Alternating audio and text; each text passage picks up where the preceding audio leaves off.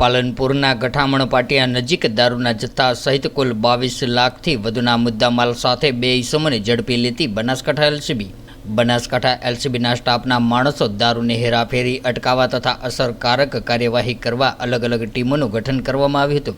જે પૈકી Shri PL Ahir, police sub inspector LCB Palanpur નાઓને ખાનગી રાહે બાતમી મળી હતી. ત્યારે સચોટ બાતમી હકીકતના આધારે પાલનપુરના ગઠામણ પાટિયા નજીકથી ટ્રક ગાડી કન્ટેનર નંબર NL01AB 3020માં ચેક કરતા તેમાં પ્લાસ્ટિકના કટ્ટામાં ભારતીય બનાવટનો વિદેશી દારૂની બોટલો નંગ 2568, કિંમત રૂપિયા 12,53,100 મળીને કુલ રૂપિયા 22,06,600ના મુદ્દામાલ સાથે ટ્રક ગાડીના ચાલક રાહુલ મોડારામ રાજુરામ જાટ રહે રામસરના કુવા જાખોડાની ઢાણી તાલુકો જિલ્લો બાડમેર રાજસ્થાન તથા સાથેના ઈસમ દિનેશ ગંગારામ કીતારામ જાટ ડોગિયા રહે સણપા તાલુકો સિણધરી જિલ્લો બાલોતરા તથા દારૂ ભરાવનાર દેવારામ જાણ તથા અન્ય ઈસમો સામે પાલનપુર શહેરે પશ્ચિમ પોલીસ સ્ટેશનમાં ગુનો દાખલ કરવામાં આવ્યો હતો.